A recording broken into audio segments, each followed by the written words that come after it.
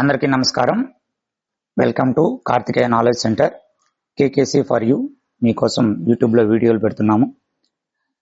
మే current అఫైర్స్లో భాగంగా రెండవ class, ఇదే చివరి క్లాసు కరెంట్ అఫైర్స్లో. డిఎస్సి ఆస్పిరెంట్స్ మీకు జనవరి నుంచి మే వరకు మేము క్లాసులు వీడియోలు చేసి పెట్టడం జరిగింది. జనవరి 4, ఫిబ్రవరి 4 వీడియోలు, మార్చి 3 వీడియోలు, ఏప్రిల్ 2 వీడియోలు, మే 2 వీడియోలు, ఇలా. అదేవిధంగా డిస్క్రిప్షన్లో పీడిఎఫ్ కూడా ఉంది, డౌన్లోడ్ చేసుకొని చదువుకోండి. ప్రతి చివరి వీడియో డిస్క్రిప్షన్లోనే మనకు ఎగ్జామ్ కూడా ఇవ్వడం జరిగింది మేము. సో 30 మార్క్స్కి ఎగ్జామ్ ఉంటుంది, కీ కూడా దాంట్లోనే ఉంటుంది. సో డౌన్లోడ్ చేసుకుని చదవండి, వెల్ ప్రిపేర్ అవ్వండి. సో కరెంట్ అఫైర్స్ని నెగ్లెక్ట్ చేయకండి. కరెంట్ అఫైర్స్ మిమ్మల్ని ముందుకు తీసుకెళ్ళగలదు ర్యాంకులలో, కాబట్టి జాబ్ వచ్చే అవకాశము ఎక్కువగా ఉంది.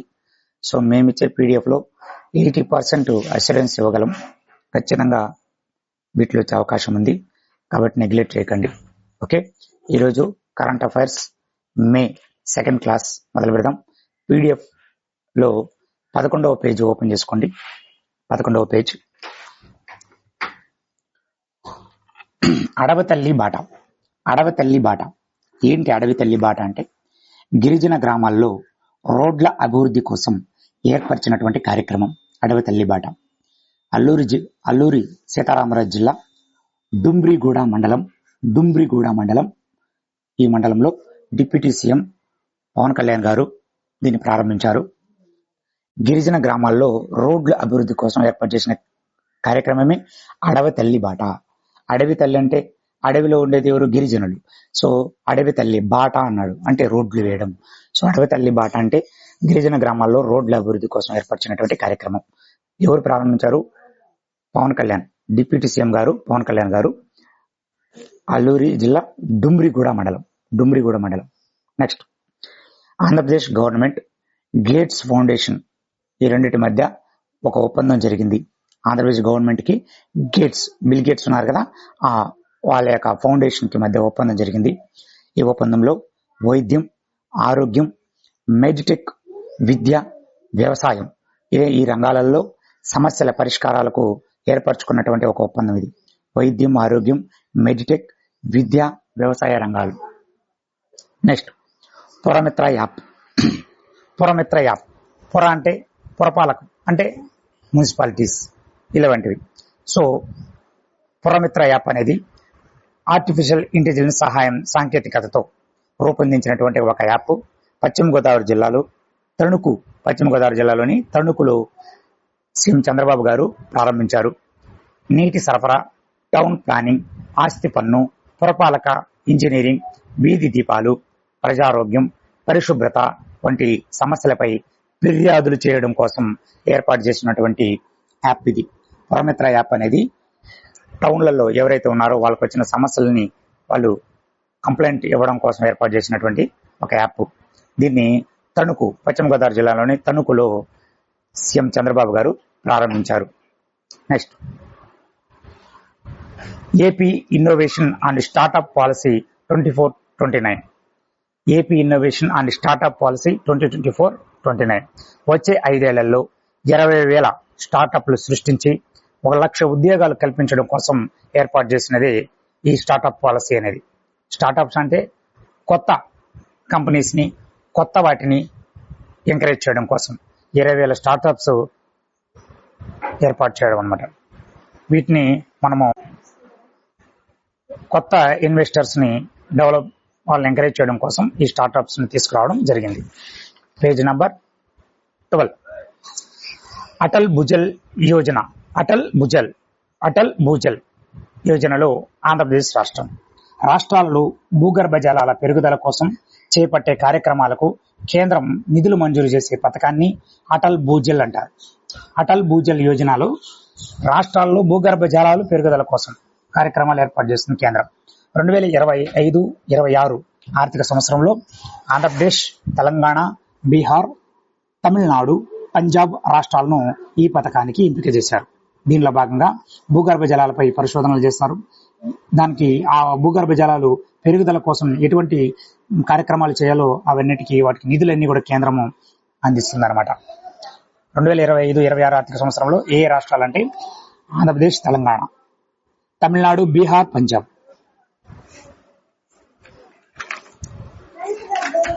నెక్స్ట్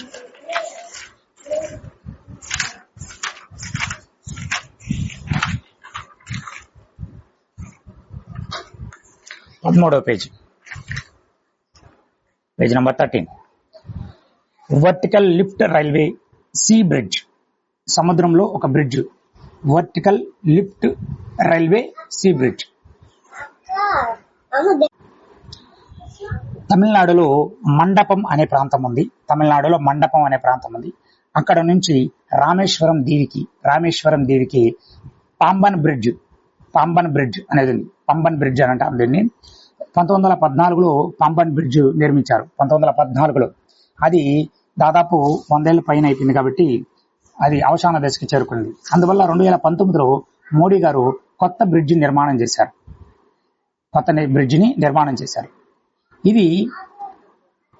దీనికి ఒక స్పెషాలిటీ ఉంది. ఏంటంటే బంగాళాఖాతంలో ఉంది. సో బంగాళాఖాతంలో ఈ మండపం అనే ప్రాంతం నుంచి రామేశ్వరాన్ని కలుపుతూ ఒక బ్రిడ్జిని, పంబన్ బ్రిడ్జ్ అప్పటి బ్రిటిష్ గవర్నమెంట్ నిర్మించింది. అక్కడ షిప్స్ వెళ్ళడానికి అనుకూలంగా ఏం చేశారంటే ఈ బ్రిడ్జ్ లిఫ్ట్ పెట్టి దాన్ని పైకి లేపడం, షిప్స్ వెళ్ళిన తర్వాత మళ్ళీ యథాస్థితికి రావడం, అంటే పట్టాలతో సహా పైకి లేస్తుంది ఆ బ్రిడ్జ్. సో కింద షిప్లు వెళ్ళిపోతాయి. మళ్ళీ షిప్లు వెళ్ళిపోయిన తర్వాత మళ్ళీ మామూలుగా వచ్చేస్తుంది. అంటే ట్రైన్ వచ్చినప్పుడు మాత్రమే అది నార్మల్ స్థితికి వస్తుంది. ట్రైన్ వెళ్ళిపోయిన తర్వాత ఆటోమేటిక్గా లిఫ్ట్ లాగా పైకి లేపేస్తారు. షిప్స్, బోట్స్ అంతా వెళ్ళిపోతూ ఉంటాయి. సో వాటికి అనుకూలంగా ఏర్పాటు చేసింది. ఇది ఒక డిఫరెంట్ అనమాట. దానికి లిఫ్ట్ రైల్వే సీ బ్రిడ్జ్ అంటారు దీన్ని. సో దీన్ని 2019లో మోడీ గారు కొత్తగా బ్రిడ్జి నిర్మాణానికి నిధులు కేటాయించడం జరిగింది. రైల్ వికాస్ నిగమ్ లిమిటెడ్ దీన్ని నిర్మించింది. ఇప్పుడు దీన్ని ఓపెన్ చేశారు. తొలి రైలు రామేశ్వరం నుంచి తాంబరం అనేది చెన్నై దగ్గర ఉంది. సో రామేశ్వరం తాంబరం ఎక్స్ప్రెస్ ను మోడీ ఈ బ్రిడ్జ్ పైన ప్రారంభించారు. సో ఈ బ్రిడ్జ్ పైన తొలి రన్నింగ్ రైలు అనేది ప్రారంభం అనేది జరిగింది. రామేశ్వరం నుంచి తాంబరం వెళ్ళేటువంటి రామేశ్వరం తాంబరం ఎక్స్ప్రెస్ మోడీ ప్రారంభించారు. సో మండపం నుంచి రామేశ్వరానికి పంబన్ బ్రిడ్జ్ నిర్మించడం జరిగింది. ఇదొక sea bridge, lift railway sea bridge. Next, Karnataka హోటళ్లలో ప్లాస్టిక్ పై నిషేధం విధించారు. కర్ణాటక ఆరోగ్య శాఖ మంత్రి దినేష్ గుండూరావు ప్రకటన చేశారు. ఏంటంటే కర్ణాటక హోటళ్లలో ప్లాస్టిక్ ని నిషేధించాలని. నెక్స్ట్, మధ్యప్రదేశ్లో 5 రూపాయలకే రైతులకు శాశ్వత విద్యుత్ కనెక్షన్. రైతులకు 5 రూపాయలకే శాశ్వత విద్యుత్ కనెక్షన్ ఇచ్చే ఒక పథకాన్ని ప్రారంభించారు మధ్యప్రదేశ్లో. మధ్యప్రదేశ్ ముఖ్యమంత్రి మోహన్ యాదవ్ ఈ ప్రకటన చేయడం జరిగింది. మధ్యప్రదేశ్ మోహన్ యాదవ్. ఓకేనా, రైట్. ఈ మధ్య మీరు ఈ ముఖ్యమంత్రుల పేరు, గవర్నర్ల పేర్లు బాగా వింటున్నారు, గుర్తుపెట్టుకోవాలి. వార్తల్లో వచ్చిన వాళ్ళే అడుగుతారు. మనం అన్ని ముఖ్యమంత్రుల పేర్లు నేర్చుకోవాల్సిన అవసరం లేదు. వార్తల్లో ఎవరైతే వచ్చినారో వాళ్ళు నేర్చుకోవాలి. ఓకేనా. కర్ణాటక ముఖ్యమంత్రి ఎవరు కామెంట్ బాక్స్ లో మెన్షన్ చేయండి. మహారాష్ట్ర ముఖ్యమంత్రి ఎవరు కామెంట్ బాక్స్ లో మెన్షన్ చేయండి. నెక్స్ట్, మధ్యప్రదేశ్ ముఖ్యమంత్రి మోహన్ యాదవ్. నెక్స్ట్, భోపాల్ గ్యాస్ దుర్ఘటన. 1984 చెర్నోబిల్, ఎక్కడైతే మధ్యప్రదేశ్ లో భోపాల్ ఉందో ఆ ప్రాంతంలో చెర్నోబిల్ ప్రాంతంలో జరిగింది భోపాల్ గ్యాస్ దుర్ఘటన. ఇక్కడ యూనియన్ కార్బైడ్ ఇండియా లిమిటెడ్ అనే ఒక కంపెనీ ఉంది. దానిలో నుంచి మిథైల్ ఐసోసైనైడ్, మిక్ వాయువు అంటారు. మిథైల్ ఐసోసైనైడ్ అనేది 1984లో విడుదలైంది. దీనివల్ల కొన్ని వందల మంది చనిపోయారు, కొన్ని వేల మంది అపస్మారక స్థితిలోకి వెళ్లారు. చాలా ప్రమాదం జరిగిందనమాట. ఇది భోపాల్ గ్యాస్ దుర్ఘటన, చెర్నోబిల్. Next, page number 14. దేశంలోనే తొలి నైట్ సఫారీకి ఉత్తరప్రదేశ్ ప్రభుత్వం సన్నాహాలు చేసింది.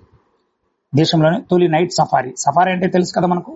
ఒక జిప్సీ కానీ ఏదైనా వ్యాన్ లో కానీ అడవిలోకి వెళ్ళి క్రూర మృగాల మధ్య అలా ఒక రౌండ్ తిరిగి రావడమే సఫారీ అంటే. సో నైట్ సఫారీకి ఉత్తరప్రదేశ్ ప్రభుత్వం సన్నాహాలు చేసింది. ఎక్కడంటే క్రొకైల్ నైట్ సఫారీ, దీని పేరు Kukrail night safari adventure park పేరిట యూపీ ప్రభుత్వం ఏర్పాటు చేసింది. Kukrail night safari adventure park. Next topic, Israel కోసం దేశంలోనే తొలిసారి మరుగుదొడ్లు నిర్మించడం జరిగింది. ఇజ్రాయెల్ను మంగళముఖులు అంటారు తెలుగులో, గుర్తుపెట్టుకోవాలి. ఇజ్రాయెల్ను తెలుగులో మంగళముఖులు అంటారంట. మంగళముఖులు కోసం కర్ణాటకలో ఉన్నటువంటి బెంగళూరులో తొలిసారి ఇజ్రాయెల్ కోసం మరుగుదొడ్లు నిర్మించడం జరిగింది. నెక్స్ట్ పవన సౌర విద్యుత్ ఉత్పాదనలో ప్రపంచంలోనే 3వ స్థానంలో భారతదేశం నిలిచింది. పవన విద్యుత్ సౌర విద్యుత్ ఉత్పాదనలో ప్రపంచంలోనే 3వ స్థానం భారత్. మొదటి స్థానం చైనా, 2వ స్థానం అమెరికా, 3వ స్థానం భారత్. గతంలో 3వ స్థానంలో జర్మనీ ఉండేది. ఇప్పుడు జర్మనీని అధిగమించి మనము 3వ స్థానానికి వచ్చాం. మనం 2030 నాటికి 50 గిగావాట్స్ ఉత్పత్తి మనం భారత్ లక్ష్యంగా పెట్టుకుంది. 2030 నాటికి 500 గిగావాట్స్ ఉత్పత్తి భారత్ అనేది లక్ష్యంగా పెట్టుకున్నది. 2030 నాటికి 500 గిగావాట్స్ ఉత్పత్తి చేయాలి. దీంట్లో పవన విద్యుత్ సౌర విద్యుత్తులో అని పెట్టుకున్నాం. దీనివల్ల 500 గిగావాట్స్ కానీ మనం కానీ సాధిస్తే టాప్ 1 పొజిషన్కి వస్తాం, చైనాని అధిగమిస్తాం. ఓకే, ప్రజెంట్ మనం 3వ స్థానానికి వచ్చాం కదా. ఇప్పుడు మనము 155 గిగావాట్స్ మనం పవన విద్యుత్ సౌర విద్యుత్తులో కలిపి 155 గిగావాట్స్ ఉత్పత్తి చేస్తున్నాం. 2030 నాటికి 500 గిగావాట్స్ ఉత్పత్తి చేయాలనేది మనం లక్ష్యంగా పెట్టుకున్నాం. దీనిలో 155 గిగావాట్స్లలో సౌర విద్యుత్ వాటా 105 గిగావాట్స్, పవన విద్యుత్ వాటా 50 గిగావాట్స్. సో మొత్తం 155 గిగావాట్స్ మనం ప్రజెంట్ ఉత్పత్తి చేస్తున్నాం, ఉత్పత్తి సామర్థ్యాన్ని కలిగి ఉన్నాం. 2030 నాటికి 500 గిగావాట్స్ ఉత్పత్తి భారత్ లక్ష్యంగా పెట్టుకునింది. దీనివల్ల మనము టాప్ 1 పొజిషన్లోకి వస్తాం. నెక్స్ట్, ఏఐ ఉద్యోగ నియామకాల్లో భారత్ అగ్రస్థానంలో ఉంది. ఆర్టిఫిషియల్ ఇంటెలిజెన్స్ ఉద్యోగ నియామకాల్లో భారత్ అగ్రస్థానంలోకి వచ్చేస్తుంది. 2024 నాటికి Bharat, Brazil, Saudi Arabia, Bharat first place లో ఉంది, బ్రెజిల్ సెకండ్ ప్లేస్ లో ఉంది, సౌదీ అరేబియా 3వ ప్లేస్ లో ఉంది.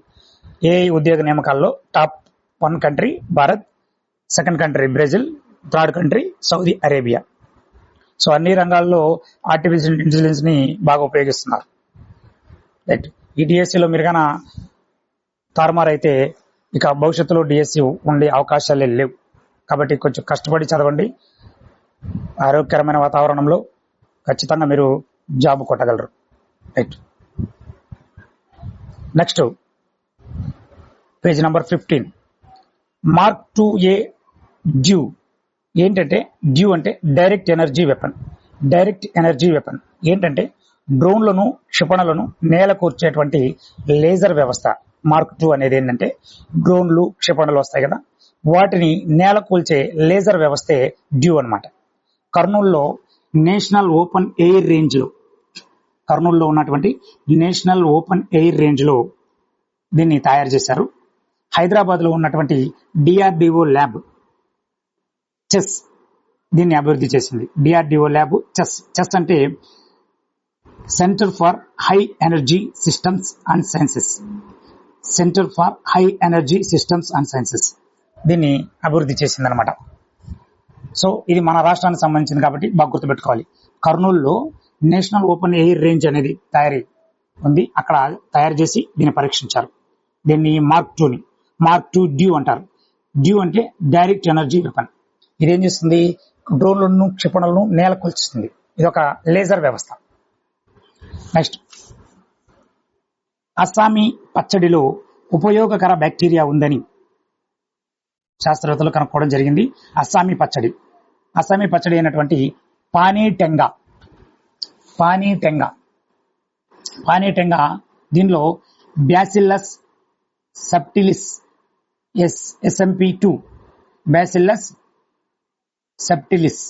SMP2 అనే ఒక బ్యాక్టీరియా ఉందంట అస్సామీ పచ్చడిలో. ఈ అస్సామీ పచ్చడి పానీటెంగా అనే అస్సామీ పచ్చడి, దాంట్లో ఉపయోగకరమైన బ్యాక్టీరియా ఉంది. ఈ పానీటెంగాలో పరిశ్రమలకు పనికొచ్చే అద్భుత బ్యాక్టీరియా ఉందని ఐఐటి గౌహతి ఐఐటి గౌహటి, గౌహతి ఒకటే, అస్సాం రాష్ట్రంలో ఉంది ఇది. ఐఐటి గౌహటి వారు కనుగొన్నారు. ఈ బ్యాక్టీరియా బయో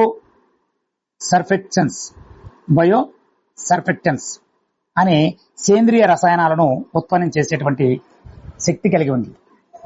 బయో సర్ఫెక్టెన్స్ అనేటువంటి సేంద్రియ రసాయనాలను ఉత్పత్తి చేస్తుంది. అంటే మనకు ఆ రసాయనాలు అంటూ మనకు ఉపయోగపడతాయి, మనకు సైడ్ ఎఫెక్ట్స్. కాబట్టి పానీయంగా పచ్చడిగా మీకు దొరికితే బాగా తినండి. Next page number 16. 23వ law commission chairman justice Dinesh Maheshwari గారిని నియమించడం జరిగింది. జస్టిస్ దినేష్ మహేశ్వరి గారిని 23వ లా కమిషన్ చైర్మన్ గా నియమించడం జరిగింది. Next ICC cricket committee chairman గా Sourav Ganguly, ICC cricket committee chairman గా సౌరవ్ గంగూలీ గారిని మళ్ళీ నియమించడం జరిగింది మరోసారి. అంటే ఇంతకుముందు కూడా ఆయన ఉన్నారు, ఇప్పుడు మళ్ళీ ఆయన్ని నియమించారు. నెక్స్ట్ ప్రపంచ ఫోర్బ్స్ బిలియనీర్ల జాబితా 2025లో ఎలాన్ మస్క్ అగ్రస్థానంలో ఉన్నారు. ఫోర్బ్స్ అంటే ప్రపంచ కుబేరులకు సంబంధించిన బిలియనియర్స్ జాబితా విడుదల చేశారు ఫోర్బ్స్ పత్రికలు. సో ఎలాన్ మస్క్ అగ్రస్థానంలో ఉన్నారు. ఓకేనా. Next page number 17. 2024 సంవత్సరానికి 59వ జ్ఞాన్పీఠ్ అవార్డులు ప్రకటించడం జరిగింది. 2024 సంవత్సరానికి 59వ జ్ఞాన్పీఠ్ అవార్డులు. జ్ఞాన్పీఠ్ అవార్డులు ఎవరికి ఇస్తారో మీకు ఐడియా ఉంటుంది. ఎవరికి ఇస్తారు? రచనలలో టాప్, సాహిత్యంలో టాప్ ఎవరైతే ఉంటారో వాళ్ళకి ఈ జ్ఞాన్పీఠ్ అవార్డు ఇస్తారు. ఇప్పుడు 2024 సంవత్సరానికి గాను 59వ జ్ఞాన్పీఠ్ అవార్డు వినోద్ కుమార్ శుక్లా గారికి వచ్చింది. వినోద్ కుమార్ శుక్లాబాయ్, గుర్తుపెట్టుకోండి, శుక్లాబాయ్ మనం సినిమాలో కూడా వింటాం. సో వినోద్ కుమార్ శుక్లా గారికి 59వ జ్ఞాన్పీఠ్ అవార్డు రావడం జరిగింది 2024 సంవత్సరానికి గాను. ఛత్తీస్గఢ్ రాష్ట్రానికి చెందిన వ్యక్తిన, ఛత్తీస్గఢ్ నుంచి అత్యున్నత పురస్కారం అందుకున్న మొదటి రచయిత ఈయనే. ఛత్తీస్గఢ్ రాష్ట్రానికి చెందిన వినోద్ కుమార్ శుక్లా గారు ఇప్పటి వరకు మొట్టమొదటి రచయిత ఇటువంటి అత్యున్నత పురస్కారం అందుకున్న వ్యక్తుల్లో. 12వ హిందీ రచయిత, ఇది కూడా ఇంపార్టెంట్. హిందీ రచయితలు 12 మంది జ్ఞాన్పీఠ్ అవార్డులు అందుకున్నారు. వాళ్ళలో ఈయన 12వ వ్యక్తి. దీవార్ మే ఏక్ కిడ్కీ రహతీ థీ, దీవార్ మే ఏక్ కిడ్కీ రహతీ థీ అనే పుస్తకానికి ఈయనకి జ్ఞాన్పీఠ్ అవార్డు వచ్చింది. ఈ పుస్తకానికి గాను 1999లో సాహిత్య అకాడమీ అవార్డు కూడా వచ్చింది. అంటే ఈయన అంతకుముందే రాశారు దీన్ని. 1999లో దీనికి సాహిత్య అకాడమీ అవార్డు కూడా వచ్చింది. దేనికి? దీవార్ మే ఏక్ కిడ్కీ రహతీ థీ అనే పుస్తకానికి. బాగా గుర్తుపెట్టుకోవాలా. దీవార్ మే ఏక్ కిడ్కీ రహతీ థీ అడగొచ్చు. దీవార్ మే ఏక్ కిడ్కీ రహతీ థీ అనే పుస్తకానికి వినోద్ కుమార్ శుక్లా గారికి 59వ జ్ఞాన్పీఠ్ అవార్డు వచ్చింది. నెక్స్ట్ జ్ఞాన్పీఠ్ అవార్డు అనేది 1944లో ఏర్పాటు చేయడం జరిగింది, స్వాతంత్రానికి ముందే. 1965లో మొట్టమొదటిగా ఈ అవార్డు ప్రదానం అనేది స్టార్ట్ అయింది. ఆ 44లో ఏర్పాటు చేశారు జ్ఞాన్పీఠ్ అవార్డు. కానీ మొదటి అవార్డు ఎప్పుడు ఇచ్చారంటే 1965లో ఇచ్చారు. మొదటి కవిత సంకలనం ఏంటంటే ఉడక్కుజల్, ఒక మలయాళ కవికి ఉడక్కుజల్ కవితా సంకలనానికి ఇచ్చారు. ఆయన పేరు జి శంకర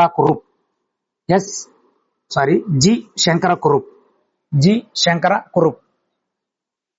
ఉడక్కుజల్ కవితా సంకలం రాసినందుకు గాను జి శంకర కురుప్ గారికి మొదటి జ్ఞాన్పీఠ్ అవార్డు వచ్చింది. ఎప్పుడు? 1965లో. ఈయన ఒక మలయాళ కవి, గుర్తుపెట్టుకోవాలి. నెక్స్ట్ ఆస్కార్ పురస్కారాల్లో కొత్త విభాగాన్ని ఏర్పాటు చేశారు.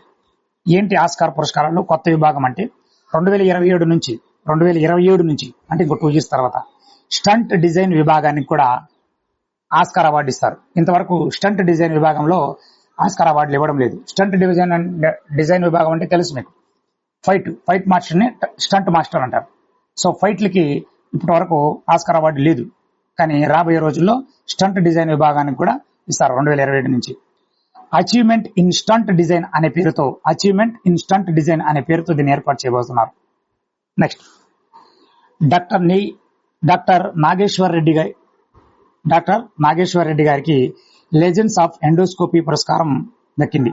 లెజెండ్స్ ఆఫ్ ఎండోస్కోపీ అనేది జపాన్ పురస్కారం. ఇది ఒక తొలి భారతీయ వైద్యుడికి దక్కడం గర్వకారణం. డాక్టర్ నాగేశ్వర్ రెడ్డి గారికి లెజెండ్స్ ఆఫ్ ఎండోస్కోపీ అనే పురస్కారం దక్కింది. ఇది జపాన్ పురస్కారం అన్నమాట. తొలి భారతీయ వైద్యుడికి ఇది దక్కింది నాగేశ్వర్ రెడ్డి గారికి. నాగేశ్వర రెడ్డి గారు హైదరాబాద్కి చెందిన వ్యక్తి. ఇటీవల కాలంలో పద్మశ్రీ, పద్మభూషణ్, పద్మవిభూషణ్ 3 పద్మ అవార్డులు పొందిన తొలి వైద్యుడు ఈయనే. బాగా గుర్తుపెట్టుకోవాలా. ఎండోస్కోపీ పితామహుడు అని కూడా అంటారు ఈయన్ని. Next page number 18. Holberg prize 25. Holberg prize ని నోబెల్ ప్రైజ్ కి సమానంగా భావిస్తారు. హోల్బర్గ్ ప్రైజ్ ని నోబెల్ ప్రైజ్ కి సమానంగా భావిస్తారు. గాయత్రి చక్రవర్తి గారికి హోల్బర్గ్ ప్రైజ్ 25 అవార్డు దక్కింది. గాయత్రి చక్రవర్తి గారికి. నెక్స్ట్ ప్రపంచ బాక్సింగ్ కప్ స్వర్ణం గెలిచింది హితేష్ గులియా, తొలి భారతీయుడు హితేష్ గులియా. ఇప్పటి వరకు బాక్సింగ్ లో మనకు స్వర్ణం రాలేదు. సో తొలి భారతీయుడు హితేష్ గులియా గారు స్వర్ణం గెలుచుకొచ్చారు. బ్రెజిల్లో షోజ్దో ఇగ్వా అనే నగరంలో ఈ ప్రపంచ బాక్సింగ్ అనేది జరిగింది. హితేష్ గులియా గారికి స్వర్ణ విజేత ఈయన. నెక్స్ట్ ఈయన ఫైనల్లో మ్యాచ్ ఆడలేదు. ఫైనల్లో మ్యాచ్ ఆడాల్సిన వ్యక్తి కొన్ని గాయాల కారణంగా తన ఓటమిని అంగీకరించి వెళ్ళిపోయాడు. దానివల్ల హితేష్ గులియా గారిని ఫైనల్ మ్యాచ్ ఆడకనే స్వర్ణ విజేతగా ప్రకటించడం జరిగింది. నెక్స్ట్ సెపక్ టక్రా ప్రపంచ కప్. ఈ సెపక్ టక్రా ప్రపంచ కప్ స్వర్ణ విజేత భారత్ తొలిసారి విజేతగా నిలిచింది. సెపక్ టక్రా మీరు ఒకసారి గూగుల్లో సెర్చ్ చేయండి, అర్థమవుతుంది ఆ గేమ్. పురుషుల సెపక్ టక్రా జట్టు చరిత్ర సృష్టించి ఇప్పటి వరకు తొలిసారి స్వర్ణం గెలిచిన సెపక్ టక్రా జట్టు భారతదేశం. నెక్స్ట్ మనకు తొలిసారి స్వర్ణం. నెక్స్ట్ పేజీ నంబర్ 19 కాస్త ఇంపార్టెంట్. రాష్ట్రపతి ద్రౌపది ముర్ము గారు పోర్చుగల్, స్లోవేకియా పర్యటన చేశారు. 25 సంవత్సరాల అనంతరం ఈ దేశాలలో పర్యటించిన తొలి రాష్ట్రపతి ద్రౌపది ముర్ము గారు. 20 సంవత్సరాల తర్వాత పోర్చుగల్కి వెళ్లారు. పోర్చుగల్ రాజధాని లిస్బన్. పోర్చుగల్ అధ్యక్షుడు మార్సెలో రెబెలో డిసౌజా. పోర్చుగల్ రాజధాని లిస్బన్, అధ్యక్షుడు మార్సెలో రెబెలో డిసౌజా. నెక్స్ట్ స్లోవేకియా దేశం పర్యటించారు. స్లోవేకియా రాజధాని బ్రాటిస్లావా, అధ్యక్షుడు పీటర్ పెల్లెగ్రి. స్లోవేకియా రాజధాని బ్రాటిస్లావా, అధ్యక్షుడు పీటర్ పెల్లెగ్రి. మీరు వార్తల్లో వచ్చిన దేశాలకు సంబంధించిన రాజధానులు, అధ్యక్షులు, ప్రధానులు, అదేవిధంగా కరెన్సీలు ఇవి చదవండి చాలు. ఎందుకంటే అవే అడిగేది మెయిన్. మనం ఒక లిస్ట్ వేసుకొని 200-300 దేశాలు ఉంటే ఆ దేశాల రాజధానులు అన్ని నేర్చుకోవాల్సిన అవసరం లేదు. ఓకేనా? రైట్. పోర్చుగల్ రాజధాని లిస్బన్, స్లోవేకియా రాజధాని బ్రాటిస్లావా. నెక్స్ట్ న్యూజిలాండ్ ప్రధాని క్రిస్టోఫర్ లక్సాన్ భారత్ పర్యటించారు. న్యూజిలాండ్ ప్రధాని క్రిస్టోఫర్ లక్సాన్ భారత్ పర్యటించారు. మోడీ మరియు లక్సాన్ గారు సమావేశమయ్యి చర్చలు కూడా జరపడం జరిగింది. ఏటిపైన చర్చలు అంటే విద్య, క్రీడలు, వ్యవసాయం, వాతావరణ మార్పులు ఈ రంగాలపైన చర్చించి ఒక 6 ఒప్పందాలు చేసుకోవడం జరిగింది Bharat, New Zealand. Next last page number 20. తేదీలు, వాటి ప్రత్యేకతలు. మార్చి 15 ప్రపంచ వినియోగదారుల దినోత్సవం. ఇంపార్టెంట్ అండి, ప్రపంచ వినియోగదారుల దినోత్సవం. అదే డిసెంబర్ 24 జాతీయ వినియోగదారుల దినోత్సవం. గుర్తుపెట్టుకోవాలి. ప్రపంచ వినియోగదారుల దినోత్సవం మార్చి 15, డిసెంబర్ 24 జాతీయ వినియోగదారుల దినోత్సవం. గుర్తుపెట్టుకోవాలి. మరి దీన్ని ప్రపంచ వినియోగదారుల దినోత్సవం మార్చి 15ని 1983 నుంచి నిర్వహిస్తున్నారు. నెక్స్ట్ మార్చి 16 జాతీయ టీకాల దినోత్సవం. జాతీయ టీకాల దినోత్సవం 1995 మార్చి 16న ఇండియా పల్స్ పోలియో ఇమ్యునైజేషన్ ప్రారంభించారు. పల్స్ పోలియో ఇమ్యునైజేషన్ ప్రారంభించడం మూలంగా మార్చి 16న జాతీయ టీకాల దినోత్సవం జరుపుకుంటున్నాం. నెక్స్ట్ మార్చి 20 ప్రపంచ పిచ్చుకల దినం. ప్రపంచ పిచ్చుకల దినం ఇండియా, ఫ్రాన్స్ మరియు ఇతర సంస్థలు కలిసి దీన్ని నిర్వహించాయి. మార్చి 21 ప్రపంచ అటవీ దినం. 2011 నుంచి ప్రపంచ అటవీ దినం జరుపుకుంటున్నాం. 2011ని ప్రపంచ అటవీ సంవత్సరంగా ఐక్యరాజ్య సమితి ప్రకటించింది. ఇంపార్టెంట్ అండి ఇది.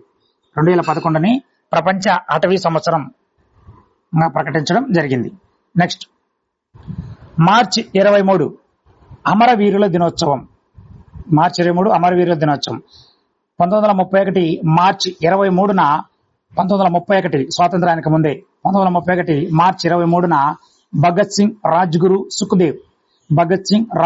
సుఖ్దేవ్ వీరు ముగ్గురిని ఉరి శిక్ష విధించి బ్రిటిష్ వారు స్వాతంత్ర ఉద్యమం చేసినందుకు గాను చంపేశారు. సౌండర్స్ అనే బ్రిటిష్ అధికారిని హత్య చేయడం మూలంగా భగత్ సింగ్, రాజ్గురు, సుఖ్దేవ్ వీళ్ళ ముగ్గురిని ఉరి శిక్ష విధించడం జరిగింది. అందువల్ల ప్రతి సంవత్సరం మార్చి 23న అమరవీరుల దినోత్సవం జరుపుకుంటున్నాం. అదే రోజున ప్రపంచ వాతావరణ దినం కూడా ఉంది. ప్రపంచ వాతావరణ దినం. నెక్స్ట్ మార్చి 24 ప్రపంచ క్షయవ్యాధి దినం. ప్రపంచ క్షయవ్యాధి దినం. క్షయవ్యాధి అనేది మైకోబాక్టీరియం ట్యూబెర్కులోసిస్ అనే బ్యాక్టీరియా వల్ల వస్తుంది. మైకోబాక్టీరియం ట్యూబెర్కులోసిస్ అనే బ్యాక్టీరియా వల్ల వస్తుంది. జర్మన్ సైంటిస్ట్ అయినటువంటి రాబర్ట్ కాక్ గారు క్షయవ్యాధి మైకోబాక్టీరియం ట్యూబెర్కులోసిస్ అనే బ్యాక్టీరియా వల్ల వస్తుందని కనుక్కున్నాడు. సో మార్చి 24 ప్రపంచ క్షయవ్యాధి దినం. నెక్స్ట్ ఏప్రిల్ 5 జాతీయ సముద్రయాన దినం. జాతీయ సముద్రయాన దినం. The Scindia steam navigation company అనే కంపెనీకి చెందినటువంటి నౌక, the Scindia steam navigation company చెందినటువంటి నౌక 1919వ సంవత్సరంలో భారతదేశం నుంచి బ్రిటన్కు బయలుదేరింది. అందువల్ల ఏప్రిల్ 5వ తేదీన జాతీయ సముద్రయాన దినం జరుపుకుంటున్నాం. ఏప్రిల్ 5న. April 13 very very important. April 13 Jallianwala Bagh దుర్ఘటనా దినం. జలియన్ వాలాబాగ్ దుర్ఘటనా దినం. ఏప్రిల్ 14 గుర్తుంటుంది, అంబేద్కర్ గారి జయంతి. సో ఏప్రిల్ 13 జలియన్ వాలాబాగ్ దుర్ఘటనా దినం. పంజాబ్ లో అమృత్సర్ అనే ప్రాంతం ఉంది. ఆ ప్రాంతంలో జనరల్ డయ్యర్ కొంతమంది జలియన్ వాలాబాగ్ అనే ఒక తోటలో సమావేశమైతే వాళ్ళపైన విచక్షణ రహితంగా కాల్చి పంజాబ్ లో ఉన్నటువంటి అమృత్సర్ లో జలియన్ వాలాబాగ్ అనే ఒక చిన్న తోటలో సమావేశమై ఉంటే దాదాపు ఒక 1000 మంది వరకు సమావేశం. అంటే అది చిన్న తోట, దానికి ఒకే దారి ఉంటుంది. అక్కడికి జనరల్ డయ్యర్ వెళ్ళి ఆదేశాలు కూడా ఇవ్వకుండా విచక్షణ రహితంగా కాల్చి 1000 మందిని పట్టణ పెట్టుకోవడం జరిగింది. 100 మందిని పట్టణ పెట్టుకోవడం జరిగింది. ఓకే. సో అందువల్ల జలియన్ వాలాబాగ్ దుర్ఘటన దినంగా ఏప్రిల్ 13న జరుపుకుంటాం. అదేవిధంగా ఏప్రిల్ 12న ప్రపంచ అంతరిక్ష యాత్రా దినం. ప్రపంచ అంతరిక్ష యాత్రా దినం జరుపుకుంటున్నాం. ఎందుకంటే రష్యా దేశానికి చెందినటువంటి యూరి గగారిన్ తొలిసారి అంతరిక్ష యాత్ర చేశారు. Yuri Gagarin. సో రష్యా నుంచి యూరి గగారిన్ గారు మొట్టమొదటిగా అంతరిక్ష యాత్ర చేశారు. అందువల్ల ఏప్రిల్ 12న ప్రపంచ అంతరిక్ష యాత్రా దినోత్సవంగా జరుపుకుంటున్నాం. మన భారతదేశం నుంచి మొదటిసారి అంతరిక్ష యాత్ర చేసింది రాకేష్ శర్మ. ఓకే. ఈ వీళ్ళు కూడా రష్యా సాయంతోనే చేయడం జరిగింది. ఓకేనా. నెక్స్ట్ ఇప్పటి వరకు మే నెలకి సంబంధించిన 2వ క్లాసు చివరి క్లాస్ కూడా అయిపోయింది. సో ఎవరైతే యూట్యూబ్లో క్లాసులు వింటున్నారో వాళ్ళందరూ కూడా లైక్ చేయండి, షేర్ చేయండి, అదేవిధంగా సబ్స్క్రైబ్ చేసుకోండి. సో తర్వాత అప్డేట్స్ వీడియోస్ని మీకు నోటిఫికేషన్ రూపంలో రావడానికి. ఓకే. అందరికీ ధన్యవాదాలు. బాగా ప్రిపేర్ అవ్వండి. All the best for every aspirant. Thank you very much.